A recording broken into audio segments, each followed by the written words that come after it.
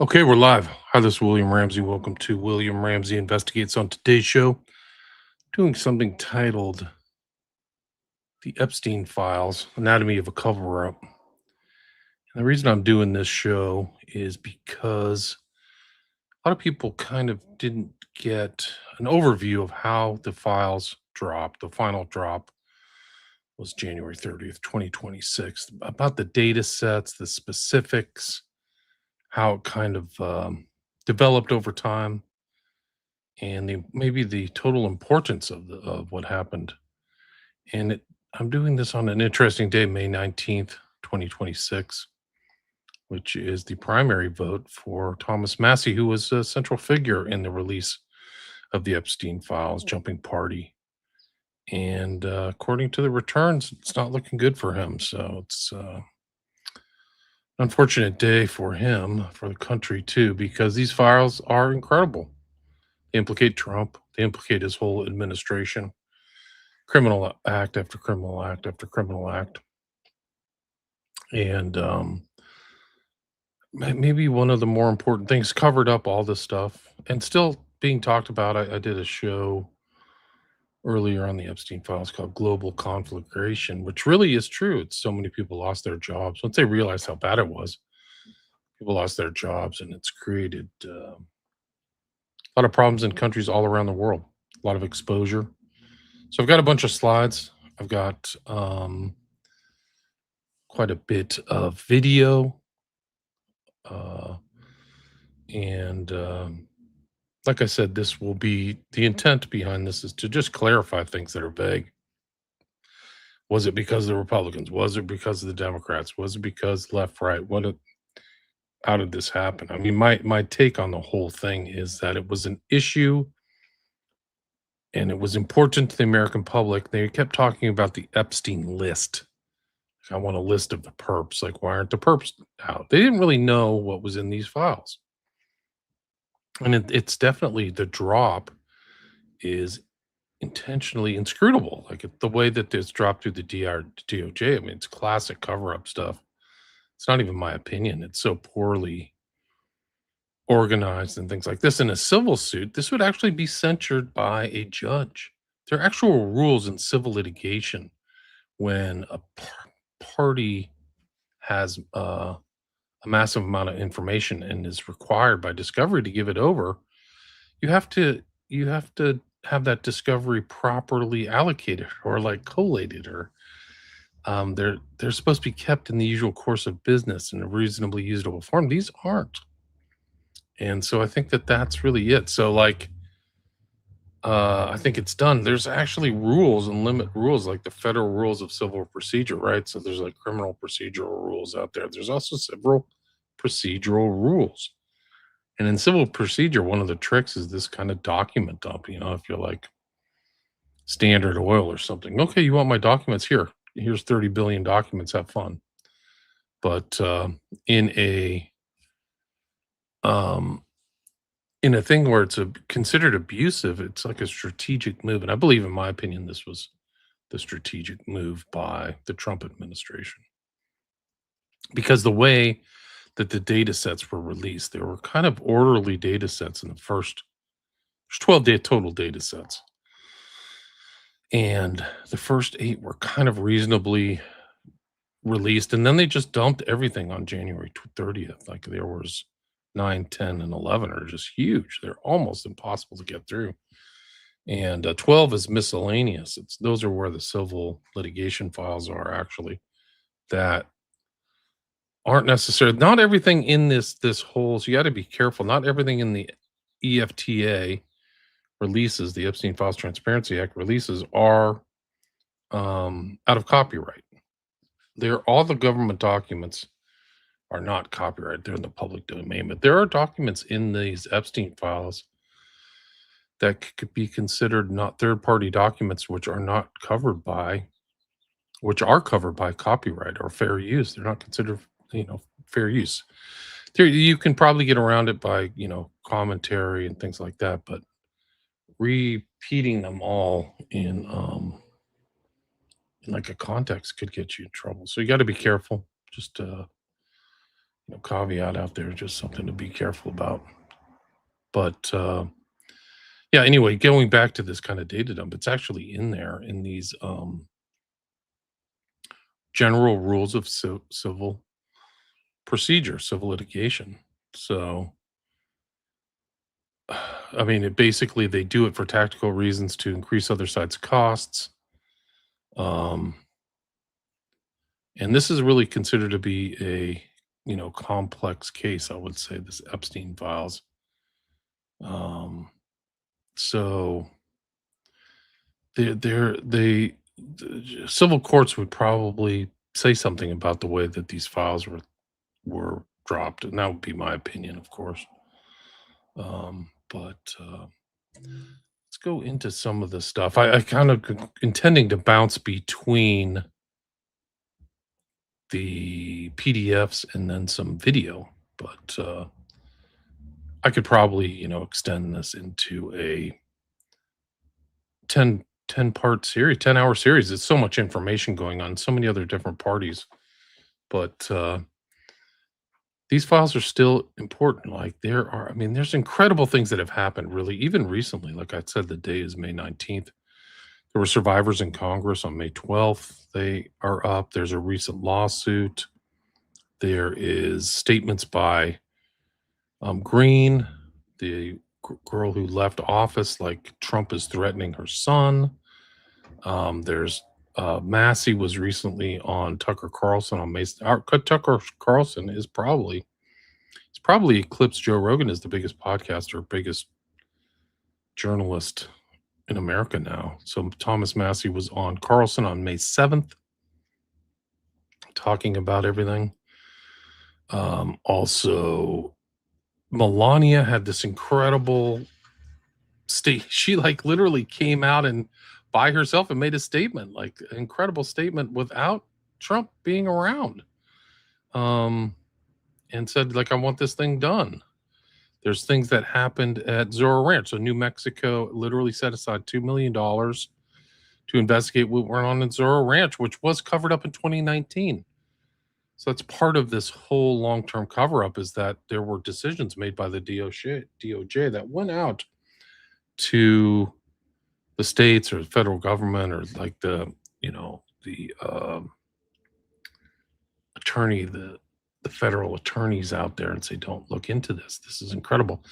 There's also statements of Blanche. There was actually something today where Trump literally absolved himself from any tax, looking into any tax issues that he may or may have. Like it was put in this new bill for like $1.77 million, but it was like the United States releases, waives, and acquits and forever discharges each of the plaintiffs from, and hereby forever barred and precluded from prosecuting or pursuing any other counterclaims or causes of action. Like the acting AG, Bondi, is obviously fired. So there's a lot of very important historical events that took place around this event, this entire Epstein drop that took place or has been taking place. So, I mean, I'll just get into some of these files. They're just really incredible. It's really just a series of incredible events. Like, and nobody knew. If you remember, they wanted this. The EFTA was really just a one-page document. I'll get into that at some point. It was really just a one-page document saying, get all the documents out and get us a list. You're within 30 days of, I think, that the EFT being finally passed. They were supposed to have all the documents released and then a list of so-called things. And the list really, it didn't hit like people intended it to. The reason is because it wasn't as important as all the information probably that was distilled down into the Epstein emails, that people could ascertain all these emails between people and his relationships and how deep the relationships Epstein had with a lot of different people, including Trump. And in my opinion, what they tried to do is they just tried to blame everything on Epstein, and then Epstein conveniently dies, right? August 2019. And then, wash your hands of that like it's done. Let me see if people want to chat. You can go to, I'll put it in the show notes. Like the best chat is probably my biggest, let's see if my biggest YouTube channel, which is has 20,000 subs. I just put it in the chat for YouTube. YouTube's probably the best place to go. I have I actually have 4 different YouTube channels. I can't get into one of them, and one was taken away, so I actually had kind of 5, but that was a lot of YouTube drama. So, but yeah, the Kentucky seat seems to have gone the way of this guy Gallrein, who nobody seemed to like, and didn't really go out in public, to my knowledge, and didn't have this kind of thing, like didn't have the grassroots connections. But I mean, we'll see. I don't know what the final vote's going to be, but today is a good day to do this because Trump wanted him and was belittling Massey and all these other people, calling him a bad person. Guys, the crimes that are in the Epstein files are off the charts. I mean, it's incredible stuff. Going back, if you go to this first statement that went back in July when he was arrested at July 6, 2019 at Teterboro Airport. They had him under arrest, and like the FBI and all this, that people said, if you were abused, call the FBI.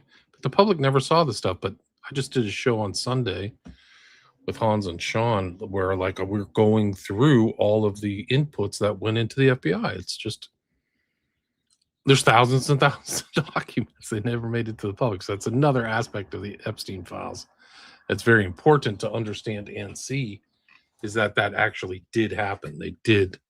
People did call, victims did call and gave information. Then there were 302s. 302s are statements taken by the FBI that are not necessarily under oath, but if you are deceptive on those, you can go to jail. It's a felony. Like, you don't lie on those 302s unless you really want to get in trouble. So here's the victim statement. If you call 1-800, call FBI. So this happened under Ray. And there's terabytes of information, not gigabytes. There's just massive amounts. The public has not seen, the Congress didn't in my opinion, I think it's pretty evident. Congress didn't understand what they had. They were kept in the dark over everything. That they were looking for a list or like perps, but there's just tons and tons and tons of video. Epstein was a photographer and a collector of photographs. Some that are pretty benign and some are not benign. They're very graphic. Like, there's very graphic BDSM type stuff that was released and redacted that was from third parties. But even Blanche came out and said, like, there's 2.3 million files we're not releasing because they involve really dark stuff. I think he said death, torture, and CSAM on video. Like, this is him saying it, the acting attorney general. So what's in those 2.3 million files? And one of the other interesting aspects of this, the Epstein files releases, when did the redaction start?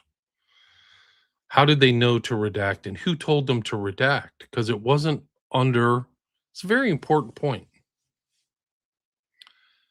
The redaction started almost right away after Trump came into office, January 20th, 2025. Right? So if you remember, I mean, depends on kind of from what media stream you drink from, but people on Fox News saw her all the time. I got it on my desk. She didn't have it on her desk. And there was a FOIA request trying to figure out something. I'll have to find this guy. But he got some FOIA, Freedom of information on what was going on. And it turns out there were like 500 attorneys in Northern Virginia redacting all this stuff. And there was like internal emails that were released on the FBI in the Epstein files showing what to take out, what to redact. So there were redaction instructions within the DOJ, right? The FBI is underneath the DOJ. So it's a subset of the Department of Justice. So the head was Bondi, and then it was Kash Patel, right? So There were requests. And what also came out, which we'll see here, is there were two documents. This is Joff Berman. He was fired.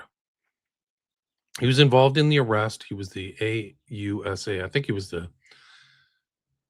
attorney for the Southern District of New York, right? So he's a federal prosecutor. He's involved. He does this thing. You can see him pointing right here at Epstein and the number to call, right? We know now, if you read through these files, that there's a massive amount of information that came in. People actually called that number and it was never acted on, right? So then the public was, this is kind of the duplicity. Public was told Jeff, it was just Jeff and Ghislaine, and to leave it at that, while people are calling in saying, why aren't you doing something? I think Maria Farmer right now is suing the FBI, like for inaction for like a civil rights case.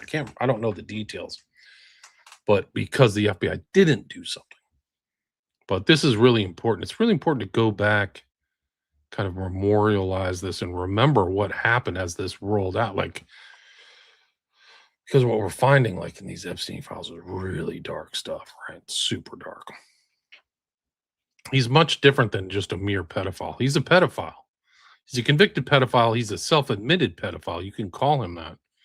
But it's like his network and his contacts and his Rolodex and talking to all these people, his connection to the technate, to crypto, to Bannon, to Trump, to the Trump family is all in here. So let me go to FTA. Let's go to this. I just showed Berman, right? So that's Berman. He was pointing at that 1-3 thing. But one of the things and this was interesting, like it just shows all the investigations that were going on with Epstein at the time that he was arrested or after. This is an internal document that was dropped, and you can just see that EFTA number. It's EFTA 00164-939. And they have their own timeline. So this is helpful, the timeline leading up to stuff. Maxwell, his so-called suicide attempt. These are all fake. My opinion, looking at the evidence, he was killed. He was supposed to be killed right away. There's actually something when he was arrested in 7/6/2019 where they're asking him if he's suicidal right away. So when they arrested him at Teterboro, it's very important for them to try to ascertain whether Jeff was suicidal. But these are 3 investigations. So you see this child sex trafficking, obstruction of justice, New York, MM is like Miami or something. So there's concurrent investigations, and this is an internal file. And it goes through all his past. So I guess that the MM is the original ones, the one of Palm Beach stuff that happened in 2006. Was the felony indictment, 60 counts. Remember, that's one thing that's covered up about this whole Epstein thing that went back in 2007, is that there was a 60 count indictment and he was only convicted of 1 count, right? He was offered stuff, like he was negotiating, and that was Acosta. So the consequences of everything that Epstein have influenced our political system at an extraordinary level. It's just, it really is true, and it's not. I don't think it's palpable. People don't understand how intense it is. So here you go. 9/2008 reports to jail. There's stuff in these files, by the way, of them saying that Epstein didn't fulfill the requirements of his probation. So I can bring those files up too. Like he literally didn't. They were literally going to go take him back to court over not following the requirements of his probation. Although I can say he and his attorneys, under a different email than his standard email, they were very fastidious in making sure that his sex offender registry stuff was done every 6 months, because he had to do it for all 4 jurisdictions that he traveled around in. So after his conviction, he had to file stuff every 6 months with Virgin Islands, Florida, New York, and New Mexico.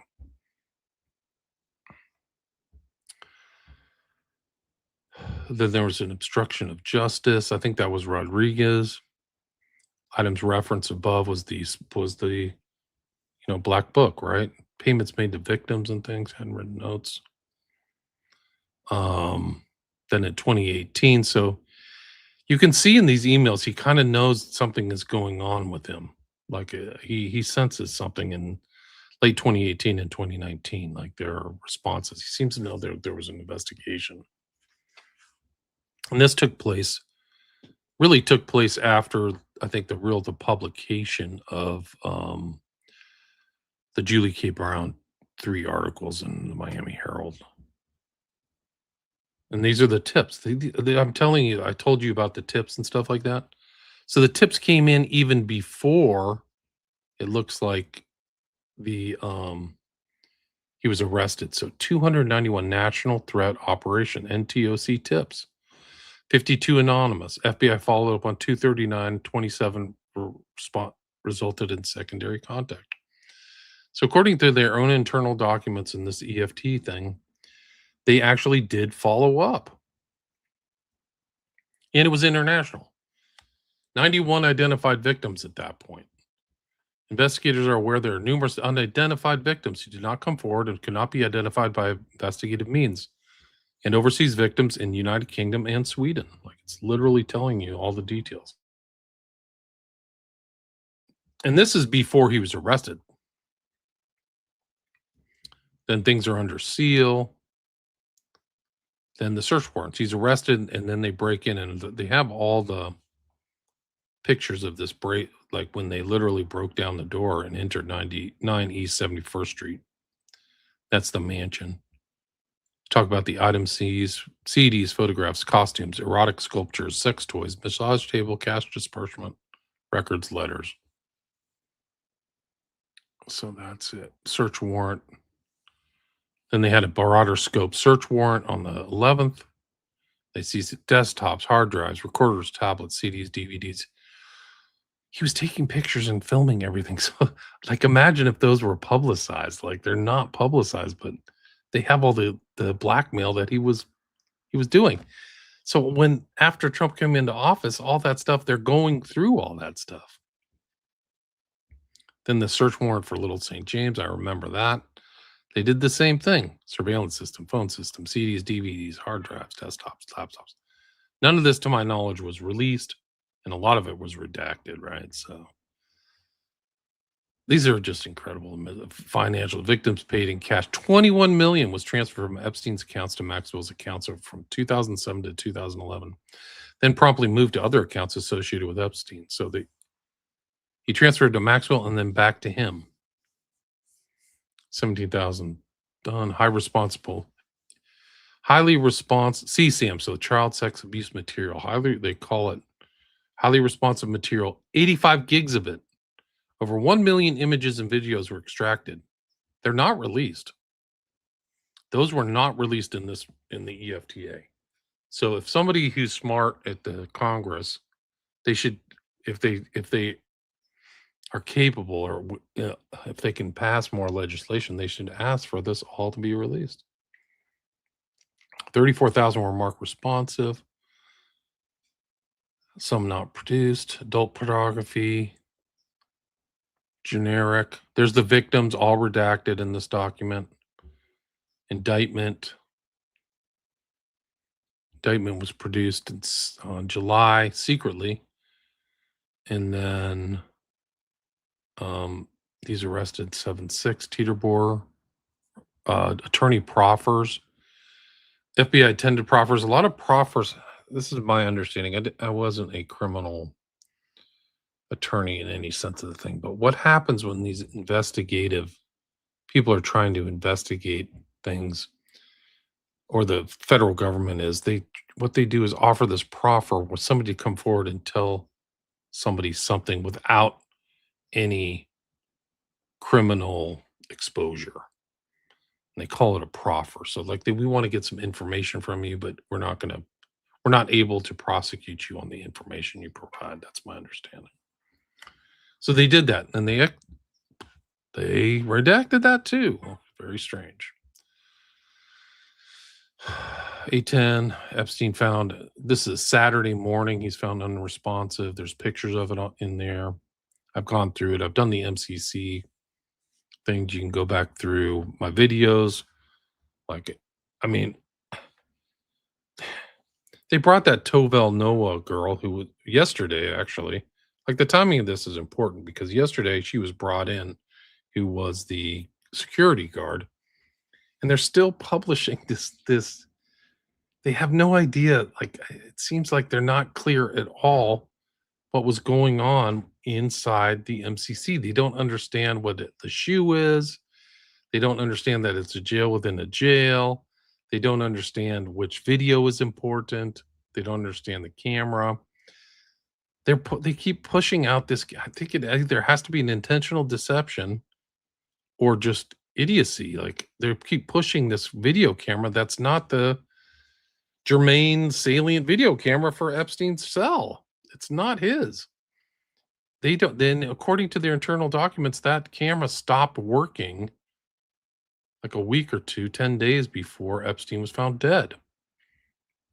So they're saying that that camera's broken, and you can see the pictures within. I've showed it in the MCC. I'll have to go over it again, but you can see it in there that there's no video actually of his cell, which is very. I mean, it's very strange. Like, they're not telling who else was in the shoe because you could be inside a jail, inside another jail, inside the shoe, and if you just nobody else from the outside jail will ever know what's going on in this special unit. Epstein was inside a special internal unit of the Metropolitan Correctional Center. It's just more cover up stuff. This Tartaglione guy, the first so called suicide attempt, when they keep asking him, "Are you suicidal?" No, no, not suicidal. And then somebody comes in from the outside and says, "Are you suicidal?" He's like, "They tried to kill me." Epstein's telling somebody because he doesn't trust the people at the jail. That's in their own internal documents. And some people have said to me, well, those could all be faked. Well, if they're fake, why don't they just continue with the story that he committed suicide? Why would you have fake documents that are contradictory? And this is elementary stuff. And here's Tova Noel. She's mentioned here on this slide 14. She was just in Congress, so secretly, secretly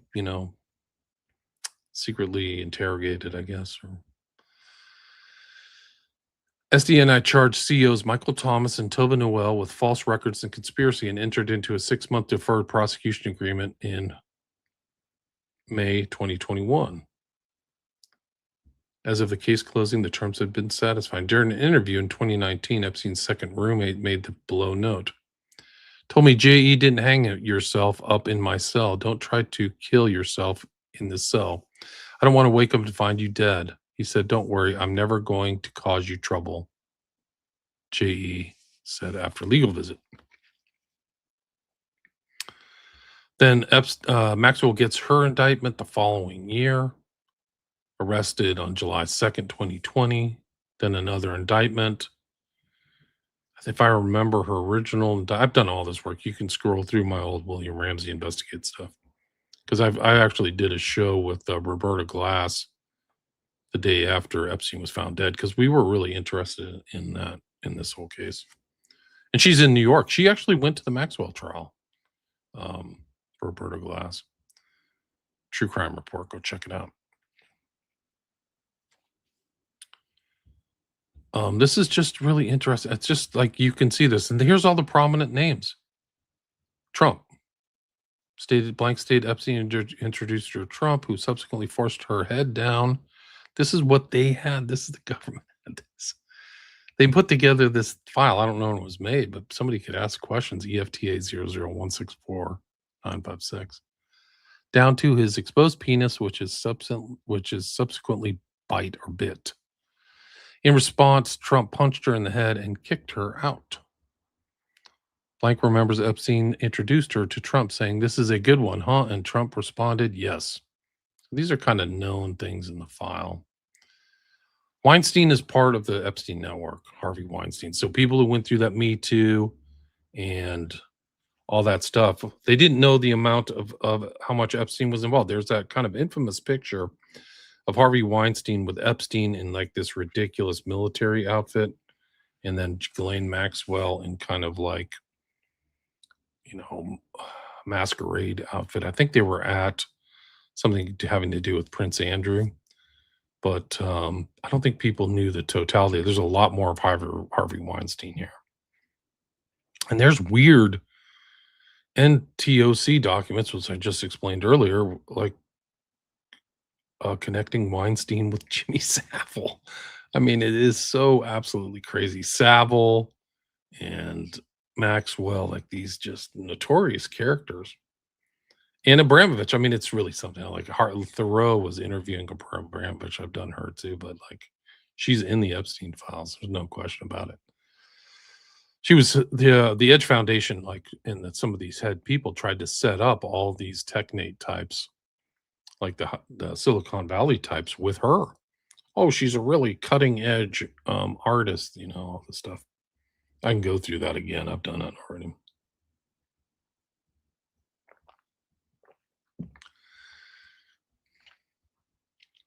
Blank Weinstein gave Weinstein a massage during which he fondled her, masturbated, and offered to pay her extra if he could ejaculate on her chest.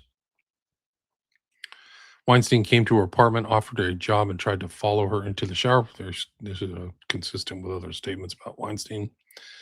Epstein told her to give Weinstein a massage, during which Weinstein told her to take off her shirt. She refuses. Then Weinstein threatens to get women to come force her to. Glenn Duman, Prince Andrew, who was arrested, like one of the first arrests of a royal in 400 years. Blank stated Maxwell told her to make Prince Andrew happy by doing the exact same things to him that she did for Epstein because he is a good friends with Maxwell. Steve Scully witnessed Prince Andrew on Epstein's island grinding against a young girl. Who's Steve Scully? I don't know who that is. Prince Andrew and Epstein flew on Epstein's plane. Jess Staley, this is the guy from JP Morgan. Leon Black. Stories of rape. Les Wexner, Alan Dershowitz. Gave massage to Epstein's plane. Not a Bill Clinton. Blank, not a victim in Epstein case, claims she was invited to an orgy with Clinton but did not attend. Lutnick reported that Lutnick made money through Ponzi schemes. In money laundering, Lutnick and Epstein were neighbors, and Epstein and Lutnick sold Lutnick a home for $10, which was then sold for millions. One NTOC, followed by Blank, stated Barr and Black were present during abuses. Blank stated he was Epstein's for a model event. Ran into Barr, who stated he wanted to see her next time he came. At another part, Epstein asked if she had ever met Barr. Barr was the attorney general for Trump. He was overseeing all this stuff, right?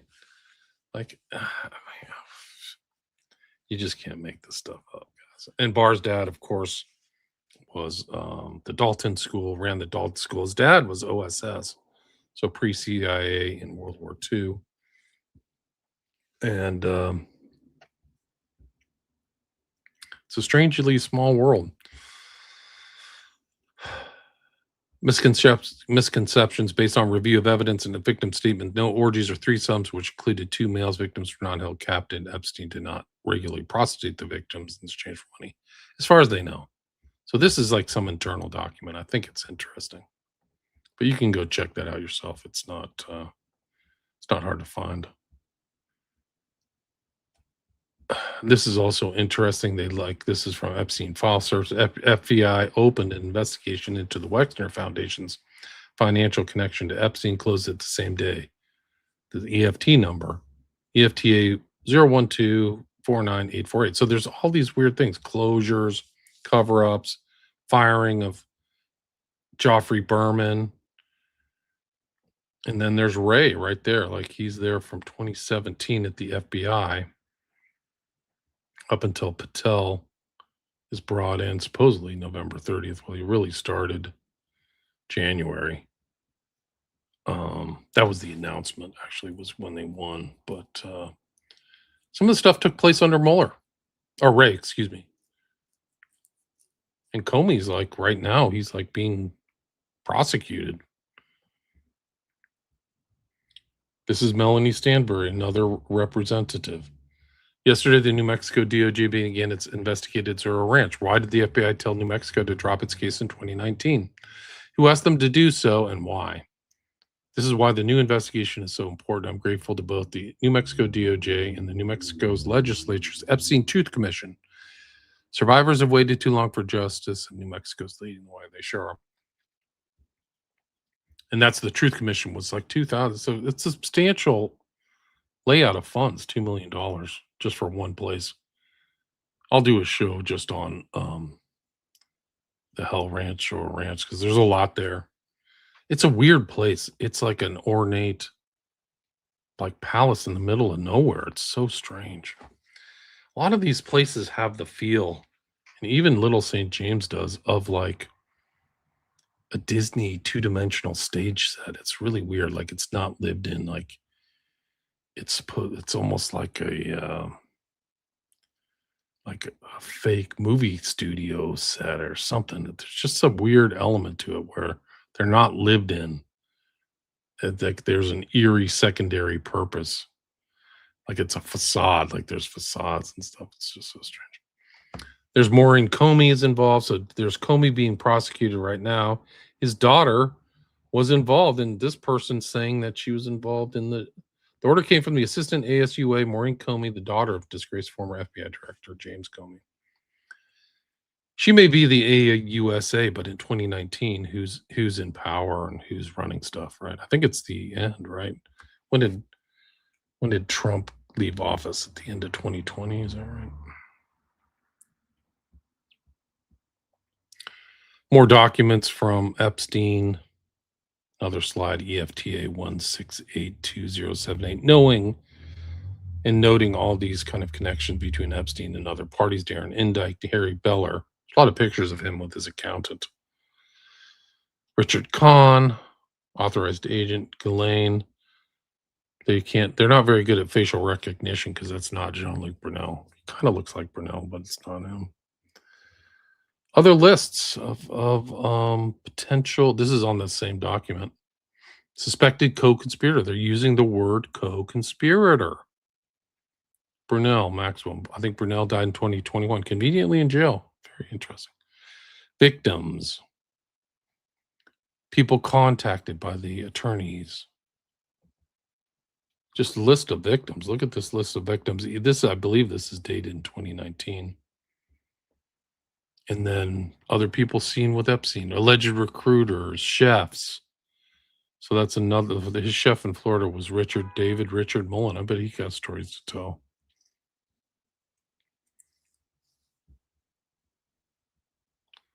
So very interesting. Now, this is really an interesting document because this is after 2019. These are all redacted for some reason. It's very strange because these aren't supposed perpetrators or victims.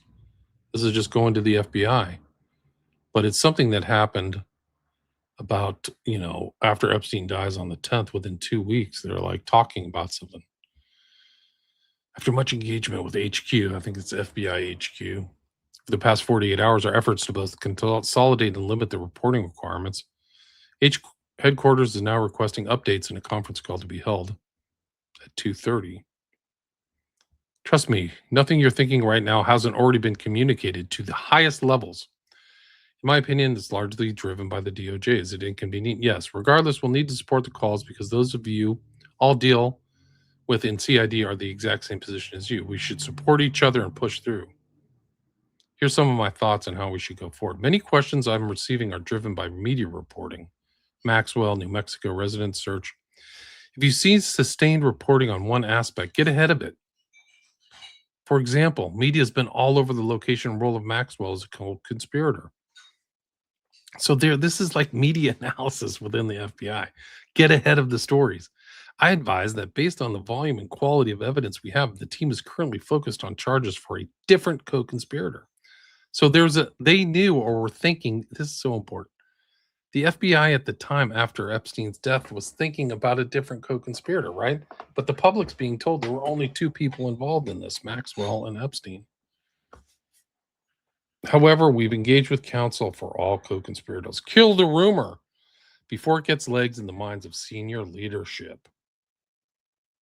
kill the rumor. Like, this is like catch and kill, this whole thing about who's actually strangely part of the network, because it was Woody Allen, the actress who was the head of who was in Rosemary's Baby. Her son wrote that book, Catch and Kill, about Weinstein, who we just mentioned. He's part of the Epstein network.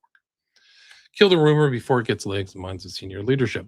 With regard to interviews or other investigative techniques, stay general unless we have significant information. So this is all media, manipulation and stuff. You could say we conducted interviews of 14 MCC corrections officers, right? So the Metropolitan Correction Center, and continued with the financial analysis, but don't have anything significant. See, so they're like covering up. Well, what's the right word? They're shaping information, in my opinion. Only give names of an interviewee if there's something significant. If we don't have significant results to report, it's okay to say so. Be mindful that most, if not all, of what you say will be pushed to the 7th floor. This goes back to Comey and this whole 7th floor group, which I think is an important component of this case, because there were old stories about Trump. Things would go to the 7th floor, and there was some kind of internal group that was manipulating things, I think, pertaining to Russiagate. So you see that the overlap of these things is also going to the Epstein. I have to use proper words of like what happened with the Epstein situation. This is like incredible documentation, guys. I cannot emphasize this enough. It shows how sloppy a lot of these researchers into the Epstein files are. They don't key into some of this very important stuff. From their own documents, by the way. This isn't me writing. This is, you can verify this. This is from their drop, EFTA 00146841. Tuesday is a big day with the hearing, so be prepared to talk on Monday and beyond. You can provide the approximate number of victims expected to attend and any efforts we have in making that happen. On Tuesday, you'll give the readout of the hearing and your reporting over the next few days and weeks. Stay focused on the investigation of the co-conspirators. So they're investigating the co-conspirators, and stay tight with the SDNY on conversations they're having with counsel in the direction we're headed towards charges. This is evidence from the FBI, right? So this is all the redacted. I don't know who they're sending it to, but it's clearly New York FBI. It says it right there, that they're investigating co-conspirators. Redacted on Wednesday, redacted have continued to express to HQ how C19 and C2 are tight on the drug sex case. So these are people who are involved in a drug sex. You can speak together about that case. We're focused on analysis of the phones as well as the nature and timing of likely charges. I talked to Blank and know that you guys have a couple of big interviews that will determine if the PC case has any legs or facts. Any legs, or if it gets shut down. I would focus on advising the timing of those interviews. It's unbelievable stuff, man. They're investigating co-conspirators. That's the gist of this. Then we go to Berman's names on this, the heavily redacted document. I could go through this whole thing. I've done it before, but this is like one of the things that he put together. The date is December 5th. This one was August 25th, the one I just did, right? But he's grinding. He and his team, Berman's team at the Southern District of New York, put together like a 45-page document about corporate prosecution analysis. So they're thinking about prosecuting corporations, right? And we'll see the next one is other co-conspirators, another heavily redacted document. In connection with the investigation of Jeffrey Epstein for sex trafficking, we've been asked to analyze the feasibility of bringing criminal charges against one or more Epstein-controlled corporate entities that formerly owned properties at which he abused certain minor victims. As described herein, the well-established requirements for prosecution of a corporation are that its agent or agents committed criminal acts while, 1, acting within the scope of corporate duties, and 2, intending at least in part to benefit the corporation itself. And then he explains this below. This memorandum presumes familiarity with the relevant prior case memoranda, as well as the charges set forth in U.S. v. Epstein, and similarly presumes that the corporate agent Epstein himself committed criminal acts. This is a whole huge document. It's heavily redacted. I mean, let me see if I can bring this up. EFTA. 082.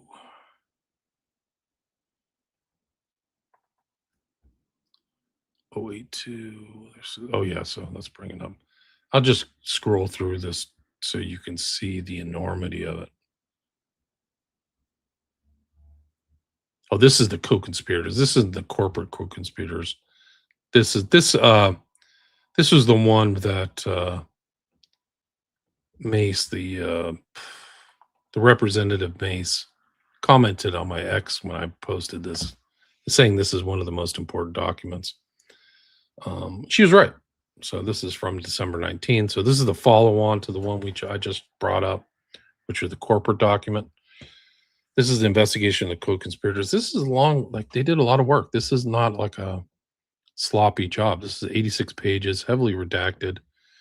There's some stuff is not. Look at the time. I mean, you have to step back and say, who did all this redactions? Look at the time going into this. Like, how did they know to redact all this stuff? So it has background, has like important background on the whole case. Interviews with victims who were abused as minors, so that's all on there. Just going all over and over. These are like almost like the NTOC documents that came in. But yeah, this is an incredible doc. It's EFTA 273. I mean, I could just read this one thing. The importance is that Joffrey Berman was in the process of analyzing other potential co-conspirators. And it does have names, like some aren't redacted in some of these documents. This is one of the interesting things you'll find. They talked to the counsel for Groff, which is Epstein's secretary, I guess. But like they're talking to their counsel, Brunel, Waxner. Like that's how far they went. A lot of this stuff never made it to the public. Counsel for Ghislaine on October 8th. On October 8th, 2019, Maxwell's attorneys provide us with an attorney. All that stuff, to me, in my knowledge, I could be wrong. There may be other people who covered this, but not to my knowledge, this was not publicized. This is just worth reading through one thing just to like get an overview of all the stuff, but like, why is all this redacted?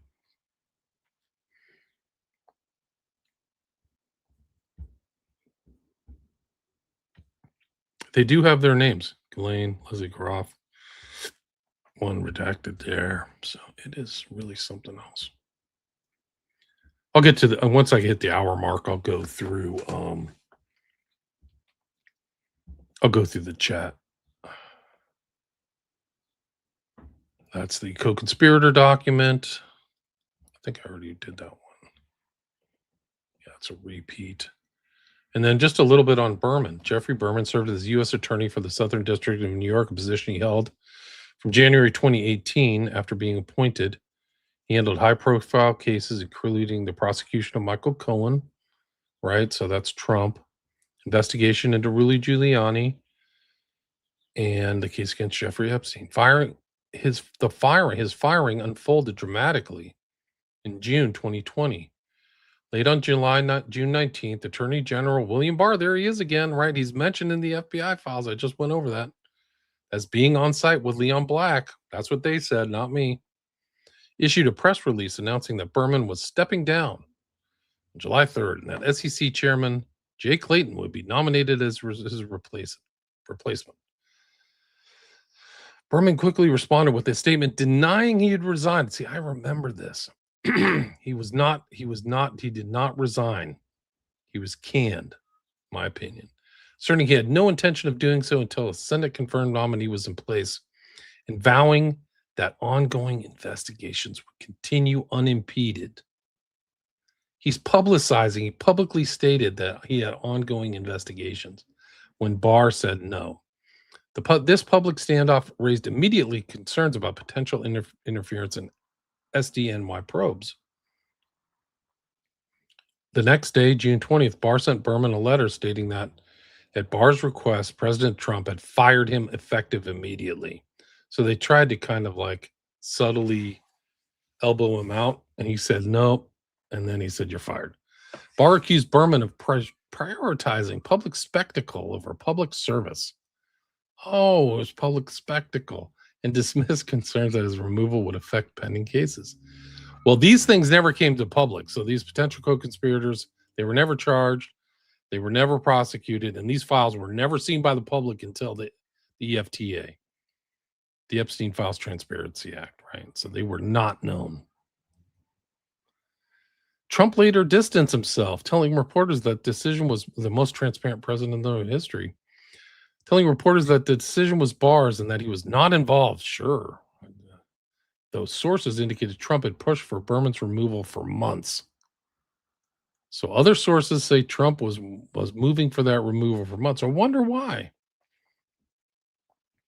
Berman agreed to step down that day after Barr confirmed his deputy, Audrey Strauss, would take over as acting U.S. attorney, ensuring continuity. The broader context involved accusations that the firing was motivated by Berman's office pursuing cases politically damaging to Trump amid his re-election campaign. So that was the campaign time, right? Trump had reportedly complained about the SDNYs being filled with Democrats out to get him, with tensions over the Cohen and Giuliani probes specifically. Barr's relationship with Berman had also soured, and the episode fit into a pattern of intervention in cases involving Trump allies, such as Roger Stone and Michael Flynn. Democrats, including Nancy Pelosi and Chuck Schumer, criticized it as potentially corrupt and improper. The White House countered that the move was to install Clayton and that Berman refused to transfer to another DOJ role, denying any link to investigations. In his 2020 memoir, Berman alleged pressure from Trump allies to protect friends and target enemies. So that's Berman. I showed Berman right at the beginning. You can go back here. Here he is pointing at the picture of Epstein with the phone number right there. And then he gets canned. They tried to elbow him out. They said it right here. And then they said, you're fired. So there's Mace. She commented on the co-conspirator document. I had a lot of, when I posted certain stuff about Epstein, I had incredible, some stuff that they hadn't seen about Bannon, about this girl from Brazil being trafficked, and this picture of Epstein with a potential victim in bed smiling. I don't know who took that picture. So there's a third party or an installed camera. But these things, I had 10 million views each, like crazy. People retweeted and reposted them and stuff like that. So there was great interest in some of the information that hadn't been seen by the public.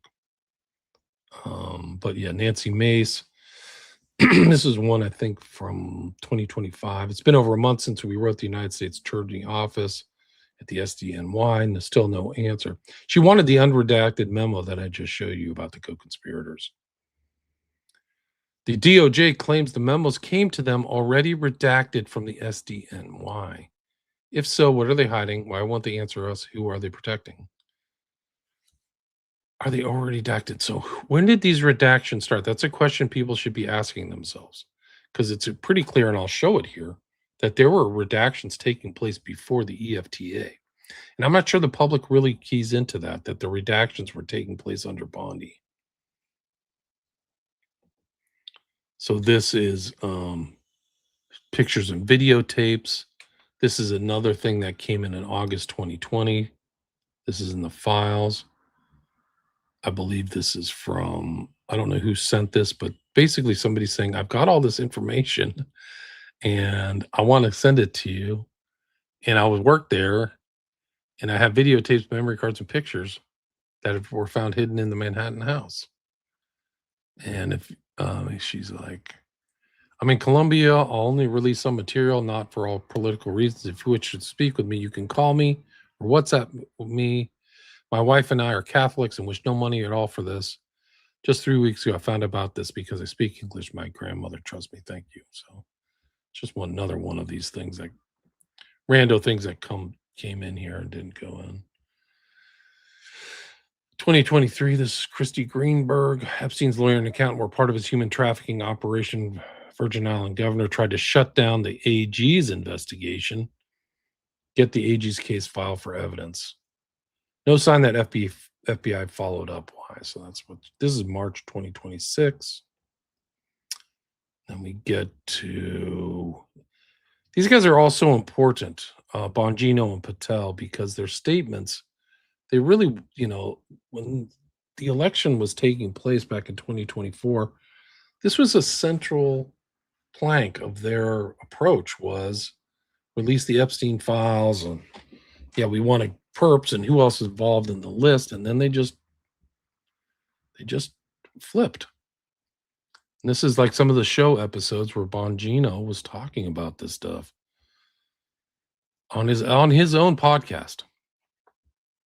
2024 breakdown newly released Epstein docs. He discussed shocking revelations, pushed for more transparency. These are all available. Said the same thing in February. Said 2019, talking about powerful figures, 2021, 2019 again. Multiple 2023 episodes where Bongino urged listeners not to let the Epstein story go, questioned the suicide, and implied powerful people were hiding a client list or tapes. And then this is pushing towards the Democratic Party, right? September 2024 episodes discussing the Epstein client list is a huge deal that would rock the Democratic Party. Why is it being hidden? So it sounds to me, it's like they shaped it to as a weapon against the Democrats. And then, and then there's her, this witch. She shouldn't be wearing a cross. Bondi. And something happened on the same date in 2025. And the lead up, and Patel was in here. I don't know where I put my Patel stuff, but Patel, Trump, and all these things. We can go through some of the Trump statements leading up to the election, and then his statements in office, just like, oh, it's a Democratic hoax. Or are you still talking about Jeffrey Epstein? He does that one. I think I'll read the comment. Go to the comments now. But yeah, like I said, I can do like 10 hours of this. Like I barely got scratched the surface of this. There are piles of video stored somewhere. Yeah, no question. There's massive amounts of information. There's absolutely no question. Foster boys to Little St. James. I don't know about that. I guess CA officer trafficking foster boy. I don't know what was there going back. I really don't. Like I only know it as owned by Epstein. What was the background of Little St. James before Epstein? I don't know. Stansbury posted a video today. This lovely sheep saying Zorro Ranch was never investigated. You're right. I don't think it was. Not formally.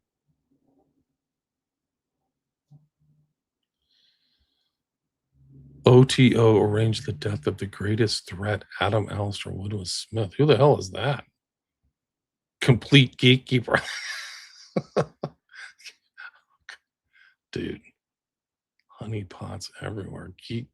Gatekeeper. I'm the opposite of a gatekeeper on the OTO, guys. Give me a break. I've written books about Crowley. That's ridiculous.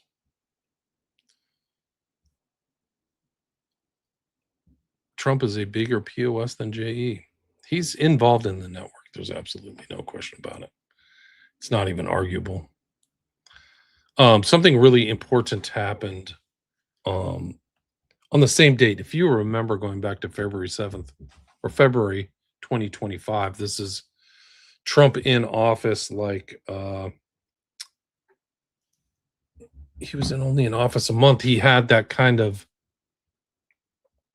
ridiculous Transparency Act. That's a show in itself. Is like who's involved, what happened to those people, who promoted it, the white binder event. Remember, the clowns walked out and all this stuff, and they bragged, they got everything. And it was all information that had already been divulged or redacted from Maxwell's account. I'd already known that stuff. So when they brought that out, it was immediate that I knew that they were full of baloney, total baloney.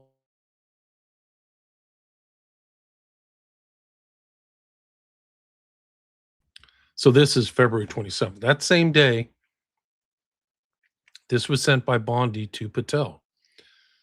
This is a verified document. You can see that. February 27th, Bondi to Patel. Before you came into office, I requested the full and complete files related to Jeffrey Epstein. In response to this request, I received approximately 200 pages of documents. That's nothing. Consisting primarily of flight logs, Epstein's list of contacts, and a list of victims' names and phone numbers. I would repeatedly question whether this was the full set of documents responsive to my request, and was repeatedly assured by the FBI that we'd received the full set of documents. 200 pages. Look at this in context. This is nothing. There were like 3.5 million pages of documents released under the EFTA, with 2.3 million reserved, and God knows how many terabytes of video. I repeatedly questioned whether this was the full set of documents responsive to my request. Late yesterday, I learned from a source that the FBI field office in New York was in possession of thousands of pages of documents related to the investigation and indictment of Epstein. Despite my repeated requests, the FBI never disclosed the existence of these files. When you and I spoke yesterday, you were just as surprised as I was to learn of this new information.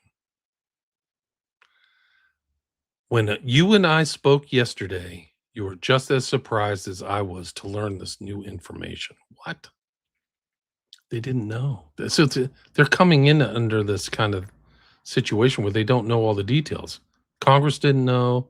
Even people in this office may not have known how much was actually aggregated, how much information was aggregated under these investigations, maybe even under Berman. Like, there's no time and date that said that's when the government took possession of all of Epstein's emails. And I think that must have happened after his arrest.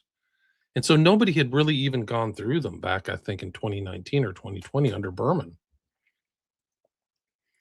But the emails are really the big tells, because they show the connection, the kind of Venn diagram or something of all of Jeffrey Epstein's sordid buddies, Woody Allen and all these other creeps.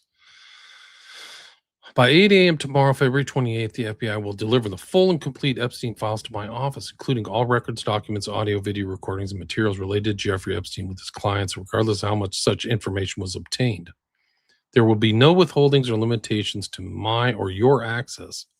The Department of Justice will ensure that any public disclosure of these files will be done in a manner to protect the privacy of victims in accordance with law, as I have done my entire career as a prosecutor. I'm also directing you to conduct an immediate investigation on why my order to the FBI was not followed.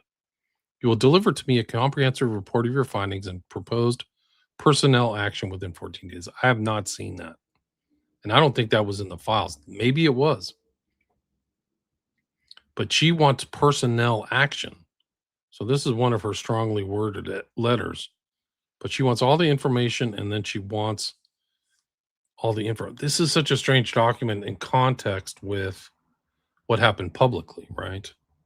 I appreciate your immediate attention to this important matter. I know that we are both committed to transparency for the American people. No, you're not. And I look forward to continuing to work with you to serve our president and our country. So that's February 27, 2025. One of the other things that she did when she first came to office, too, is she shut down the OCDTF, which was some kind of like office that looked at white collar crime. So that was shut down. And there's Patel. Patel's mentioning all this stuff too. He's talking about Benny Johnson on 2023. Criticized the lack of releasing. The reason the Epstein client list wasn't out was simple, because of who's on it. He urged Republicans to put on your big boy pants and let us know who the pedophiles are. Glenn Beck, 2023. When asked about Epstein's black book, Patel stated he was under direct control of the director of the FBI, and implied the current director, Christopher Wray, was holding it. I think that the unredacted version is out there. There's no question. He would Glenn Beck. He was on Glenn Beck, so he's on all these things saying, "I'm gonna do this." He told Marsha Blackburn he would do everything in January 30th, 2025. The full weight of what happened. So, these guys are all in all. There's Blackburn asking him a question. The Epstein list is coming. That's what they were talking about a year ago. This is confirmation hearing. And so you had this 27, where? These PDF files are all freaking jumbled. Let me go back here, see if I can find this. This is the release. So this is the guy, I forgot his DC Drano. Epstein Files Phase 1. So where's Phase 2 and 3? It's got Kash Patel's name. This happened on February 27th, 2025. So that same day that I showed this earlier document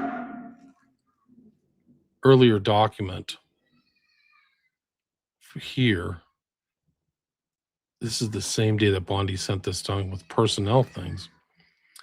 And here's like the event, February 27th, declassified group of approximately 15 prominent conservative and right-wing figures, including Scott Presler and Liz Wheeler. And that was it. So that was February. And there they are. There's this whole clown show. Posobiec, Cernovich, Presler, Wheeler. Forgot this girl's name. I forgot her name. But this was like this public event. There's pictures of them sitting at the table too. And the information in this one binder is just a total clown show. It's a total fraud. These people all got clowned. I'm not, this is shocking stuff. What to know about the Epstein files? A perfect recipe for conspiracy theories 10 months ago. They didn't know how bad it was. There's Posobiec holding the folder. MAGA hats and their stupid hats. No new bombshells, right? Because it was already released. There's nothing in there. The new files are absolutely incredible, guys. They're just mind-blowing. What was released under the EFTA. And the inactivity of the government is just like shocks the conscience. It's really that bad. Anyway, I had those mixed up in a not a good way. But it's important to go back. So there's Blackburn. But this is really one of the more important documents. It's unredacted, but it's a request from the director. So I'm assuming that's March 24th, 2025. And responsive materials index. And this is after the February 27th letter from Bondi to Patel. We here at SDNY remain ready and willing to provide any information the FBI requests in this case. I've had the chance to confer with my colleagues and supervisors, and I've done my best to provide quick responses. They're trying to get all this evidence sent over. All videos and images of the case file from Epstein's residence and devices were reviewed for evidence of a crime. So they were already reviewed at one point. These reviews revealed no evidence of any of the searches were conducted, files reviewed, any victims in this case sexually abused, nor did these reviews reveal evidence that anyone other than Epstein or Maxwell participated in the sexual abuse of victims. We are very, very aware of theories circulating in the media and online that Epstein video recorded the abuse of his victims, but we found no evidence to support. There is evidence. There are claims in the civil litigation stuff of abuse. So one of the I've done the civil litigation files. Well, you can look at the Epstein file civil litigation, where according to Castle, who was involved in a lot of the stuff that went, a lot of the civil litigation going back to Giuffre, Virginia Giuffre, like he says there's 200 civil litigation cases that he knew. And it's very important to understand what that means when he says 200 civil litigation. So separate cases of victims. So that means there's probably 200 victims, or there are victim pools or something, but there are 200 separate cases. So there's a massive amount of litigation going on under the surface. And a lot of those things are usually the settlements are done under strict non-disclosure files. So yes, I'll pay you, but you won't talk. But even his statement, and he sent that letter of 200 cases to Bondi.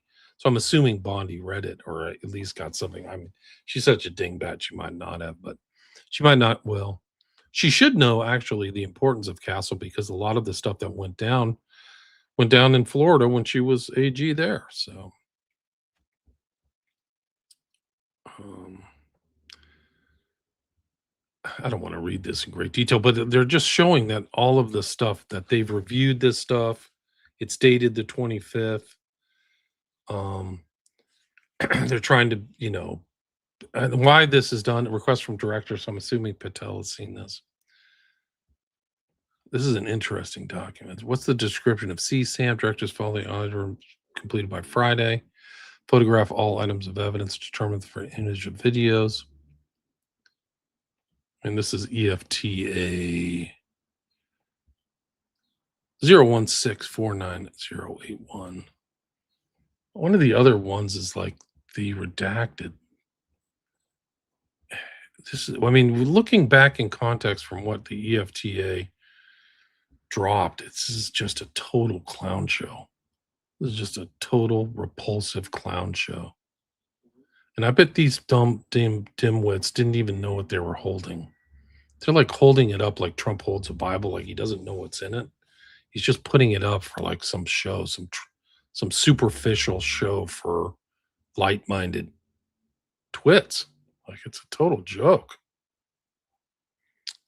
It's a total joke. Let me see if I can find some of those other documents.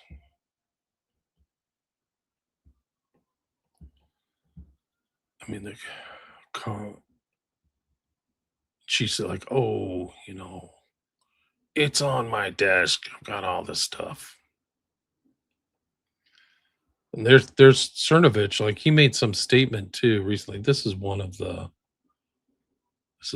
girls. Let's see if I can find this. She's like from the day of this.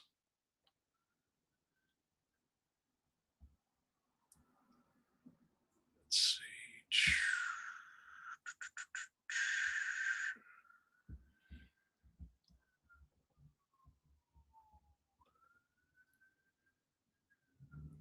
This is from that day. This is a video. Let's see if I can play this. I saw y'all on the internet coming for Cash Patel saying he's day 5 and we haven't gotten the Epstein files. Well, I'm here outside the West Wing and look at what we got today. The Epstein files, baby. Let's make America safe again. Rest in peace, my granny. She got hit by a bazooka. Kaboom. Just massive redactions, yeah. Kaboom. So it's just like this event should be like memorialized in history as this February 27th, 2005 event. Very important. And that's really incredible. Like, it's such a joke. Like, this guy is incredible. This is Cernovich. This is March 17th, 2026. He literally wrote, I mean, it's just like boggles the mind. We will not get a better FBI director than Cash Patel. Sure.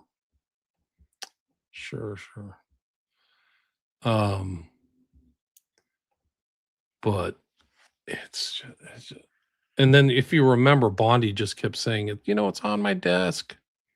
The Epstein files are on my desk. I'm working on this. And then she went on she was constantly on like things. She was in front of she went in front of Congress, if you remember this, and testified before the civil. It was in front of Congress, the Judiciary Committee, I remember. But let me see if I can find those files. She kept saying, it's on my desk, it's on my desk, it's on my desk. I mean, we could do a whole one on Trump and the cover-up too.